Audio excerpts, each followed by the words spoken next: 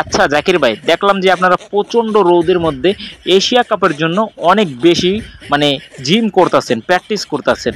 আর এত পরিমাণে প্র্যাকটিস দেখা আমার কিন্তু দুই তিনটা মানে ছবির কথা মনে পড়ে গেছে, বিশেষ করে হিন্দি ছবি, যেমন দাঙ্গাল, MS ধোনি, সুলতান, সালমান খানের, ঠিক আছে। তো এরকম ছবিতে এরকম পরিমাণে কঠিন লেভেলের পারফরমেন্স দেখছি, এবং কি তারা কিন্তু নায়করা সাকসেস হয়েছে। এমনকি MS ধোনির ছবি সে কিন্তু আপনারা হয়তো বা দেখছেন।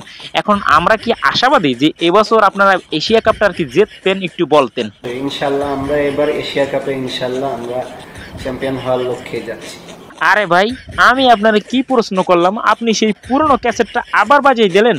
আপনারা এবার ইনশাল্লাহ চ্যাম্পিয়ন হওয়ার লক্ষ্যে যাচ্ছেন। এর আগে আপনাদের তিন পুরুষ বইলে গেছে। আমি উদাহরণস্বরূপ বলতে পারি আপনাদের, যদি আপনি মনে চায় শুনতে পারেন। আমার মনে হয় কি এই বইরা শালার পোলায় মনে হয় লিটন ভাইয়ের কথা বলতে পারে, আমার যেটা মনে হইতেছে, ঠিক আছে। এই শেখ মেহেদী, আমার নামে কিন্তু বাজে কথা বললো না, ঠিক আছে। আমি কিন্তু বর্তমানে T20 স্কোয়াডের ক্যাপ্টেন। তুমি যদি আমার নামে বাজে কথা বলো তাহলে কিন্তু আমি তোমার কিক মেরে দেবো, ঠিক আছে। মানে আর কি টিম থেকে বাইর করে দেবো। কিক তো ফ্রি ফায়ার খেলি তো সারাদিন আর কি মাথার মধ্যে কাজ করে না। যাই তোমার কিন্তু আমি টিম থেকে বাইর করে দেবো। কথা মতো সাবধানে বইলো, আমি কিন্তু বর্তমানে T20 স্কোয়াডের ক্যাপ্টেন। আর আমি এই কথা কখন বললাম যে নেক্সট ম্যাচ আমি জিতবো কিংবা নেক্সট ম্যাচ আমি কাপ নিব, এই কথা আমি এখন আর বলি না, এইগুলো এখন জাকির বলে। এই যে লিটন ভাই, এইটা কোনো কথা বলেন, আপনি তো আমার শিখাই দিলেন যে আমি যেগুলা বলি সবসময় আমি যেগুলা বলছি এইগুলাই মিডিয়ারে যেয়ে বলতে, আর এইগুলাই আমাদের ক্রিকেটার পাগলা ভক্তদের বলতে। তার জন্য আমি আর কি বলে দিছি যে ইনশাল্লাহ নেক্সট সিরিজটা আমরা জিতবো কিংবা আমরা এশিয়া কাপ জেতার লক্ষ্যে আর কি যাইতাছি। এইটা না আমি আমার ড্রেসিং রুমে বসে আপনি বললেন। আমার বিনোদন পাড়ার ক্রিকেটাররা, আমি তোমাদেরকে সত্যি কথা বলতে চাইতাছি, এইগুলো আমি বিশ্বাস করো জাকির আমি কখনো কোনো দিন বলি নাই, আর আমি বলতে পারিও না। আমি এইটা আসলে ড্রেসিং রুমে বসে বলি নাই, এইটা আমি ওয়াশরুমে বসে বলছিলাম। আর ওই সময় মানে জাকির ছিল মানে পোশাক করতে গেছিল, আমি করতেছিলাম 2 নাম্বার, জাকির করতেছিল 1 নাম্বার। ও এর জন্যই লিটন ভাই এত আমি ওই সময় গন্ধ পাইতেছিলাম, ঠিক আছে। আমি তো মুখ ধুইতে যাই আমি বমি করে দেওয়ার মতন অবস্থা। লিটন ভাইয়ের মনে হয় পেট খারাপ হয়েছে, ঠিক আছে। লিটন ভাই পেট খারাপ হয়েছে আপনার। এই যে শেখ মেহেদী, তুমি কি এটা ক্রিকেট নিয়ে আলোচনা করতেছো নাকি এটা টয়লেটের দোকান বানাই লাইছো? মেয়া তুমি তো বিরক্তিকর বানাই লাইছো। আমি তো সকালবেলা যে নাস্তা করছি আর দুপুরবেলা যে ভাত খাইছি, তুমি তো মেয়ে আমার ডিনার করার সুযোগই দিবে না। রাতের যে আমি খাবারটা খামো, এইখানে তো লিটন ভাইয়ের গুয়ের গন্ধে আমি কিছু মুখেই নিতে পারবো না। আরে এই যে মিস্টার চাচা, আপনি আমার কোন দিক দিয়ে ভাই ডাকেন, ঠিক আছে। আমি আপনার চাচা থাকে, আপনি প্রত্যেকবারই আমার ভাই ডাকেন। এবং কি আমি না শুধুমাত্র শান্ত টান্ত যাই থাকুক তারই কিন্তু আপনি ভাই ডাকেন। নিজের কি ইয়াং দাবিং করেন। আমরা যদি 3 পুরুষ ধরে মিথ্যা কথা বলি যে আমরা নেক্সট ম্যাচ জিতবো বা নেক্সট সিরিজ জিতবো, আপনি তো 3 পুরুষ ধরেই ইয়াং সাজার চেষ্টা করতেছেন। এইটা কিন্তু বড্ড বাড়াবাড়ি। সময়টা আমাদের আইতে দেন, একটা কাপ নিতে দেন, বাসটা একদম জায়গা মতন দেবো, বুঝছেন। আচ্ছা বাবা লিটন, একটা কথা আছে না, ফাঁকা কলসি বাজে বেশি, তোমাদের হয়েছে সেই দশা। তোমরা দিনের বেলা প্র্যাকটিস করতেছো, মাথার ঘাম মানে পায়ে ফেলাইতেছো। মেন কথা হলো আমার হলো যেই খেলাটা তোমরা রাতের বেলা খেলবা, ওই খেলাটার সময় তোমরা দিনে কেন প্র্যাকটিস করতেছো আমার মাথায় কিছু ঢুকতে আসে না।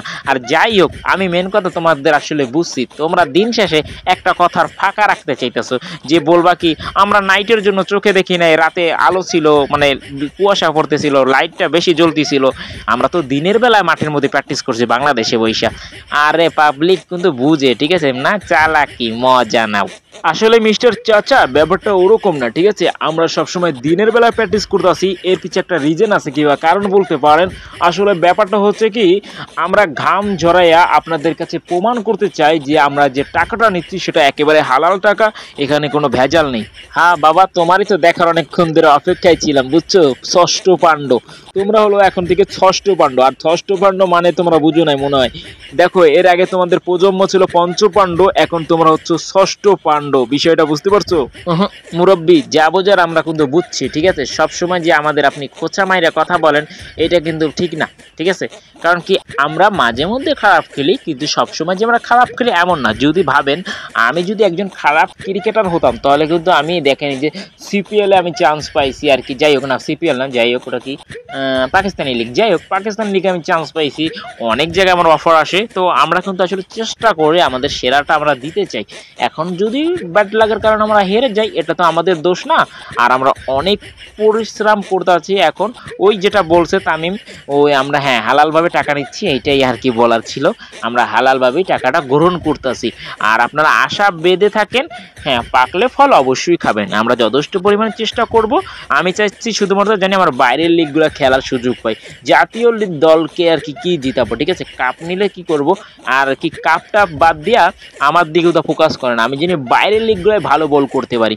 বাংলাদেশের হয়ে আমি জানি 50 রান দিয়ে একটা উইকেট পাই, আর 4 ওভারে জানি 50 রান দিতে পারি, ঠিক আছে? একটা দিক দেন একটা দিকতে তো একটা উইকেট পেলে, হ্যাঁ 4টা উইকেট ওভার করব, একটা উইকেট নিব। রিশা, তুমি কিন্তু মজা নেওয়া বাদ দাও, ঠিক আছে? চাচা কিন্তু যখন রাগ হয়ে যাবে না, তারে কিন্তু কামান দিয়ে আমরা ঠেকাইতে পারবো না। আর চাচা হলো 3 প্রজন্মের না, মনে হয় 2 প্রজন্মের ক্রিকেটের ফ্যান, ঠিক আছে?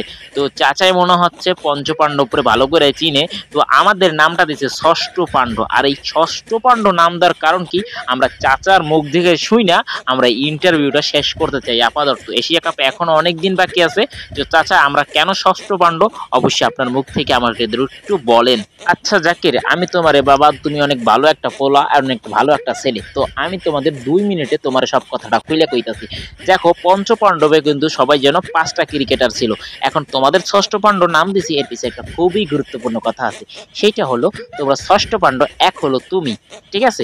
আর দ্বিতীয় হলো লিটন কুমার দাস, তৃতীয় হলো রিশাদ হোসেন, 4 নাম্বার যে প্লেয়ারটা হলো তাসকিন আহমেদ, 6 নাম্বার যে প্লেয়ারটা আছে সেটা হলো মোস্তাফিজুর রহমান। এবার হ্যাঁ ঠিক আছে, 6 নাম্বার। যাই হোক, তো 5 গোনাই বলে গেছে। যাই হোক, পরের দিন কারা বাদ বাকি ভিডিওতে আমি বলবো তোমাদের জন্য, নেক্সট ভিডিওতে বলে দেব ষষ্ঠ পাণ্ডব কে কে।